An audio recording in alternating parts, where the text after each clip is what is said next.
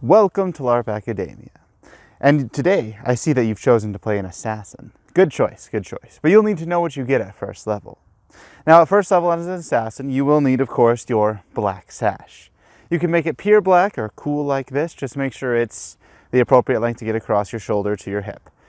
Now, after you've got your sash, you need to figure out what weapons you need. Well, assassin gets a wide array of weapons. Of course, assassins get daggers, so that you can just go and backstab people. But you may not just want to be a backstabbing assassin, no.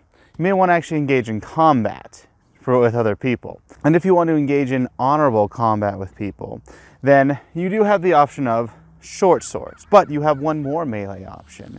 If you don't want to just engage in a short sword, since most people have short swords, and you want to have some extra reach in order to get your poison in there, which we'll talk about at second level, you could have a long sword.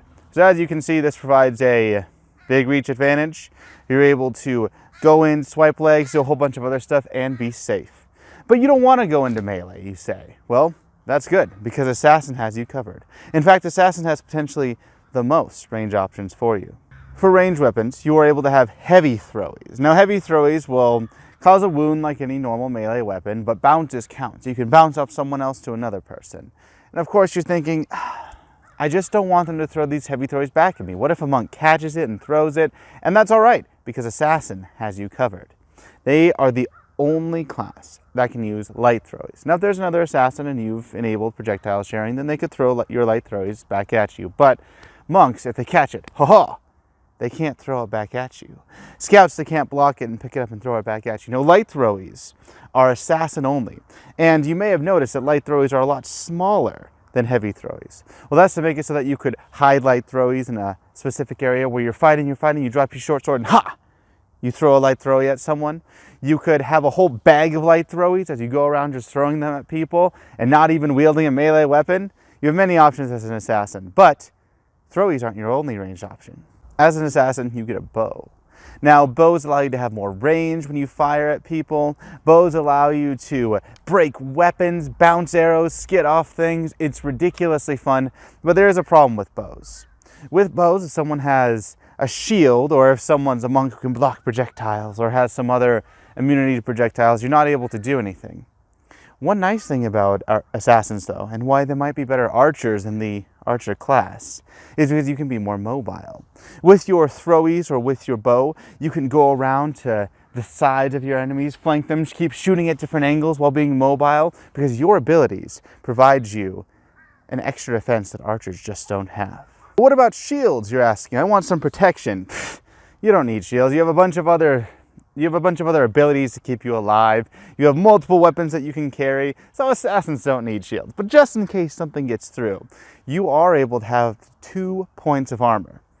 It would make sense that assassins can wear leather armor after all. Now, that's all you get for your equipment, but for your abilities, the first one we'll cover is look the part. If your park deems that you look assassin worthy, or they'll give you look the part for wearing garb in general, then you get poison once per life. Now, we'll talk about poison in our next video, talking about second level assassin, but your other abilities that you get at first level, just for being an assassin, are also very powerful. Your first ability that is unlimited is Assassinate. If you kill someone within 20 feet, it could be with a bow, it could be with projectiles, it could be with melee, you state Assassinate. You don't even need to declare the person's name, just say Assassinate because you killed them. And then they are cursed.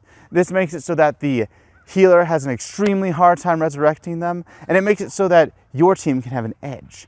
When it's a battle of who can resurrect who the most, your team can come out on top because of this crucial ability.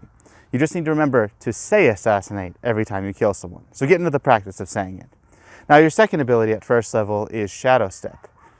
What is Shadow Step, you ask? Well, you state, I step into the shadows.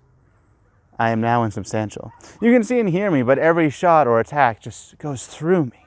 And I cannot be affected by most normal means. There are only a few spells in the game that can affect me, but here I am, stuck in my spot, and I can just wait for them to go away. Warriors, barbarians, many people, if they go to fight you, you say, I step in the shadows, and then they turn their back on you and walk away. but that's what you want as an assassin. You wait for them to get engaged in combat, do something else, maybe wait 30 seconds, be patient, hide in the shadows. And then you state, I return to the physical world, I return to the physical world, so that people up to 20 feet can hear you.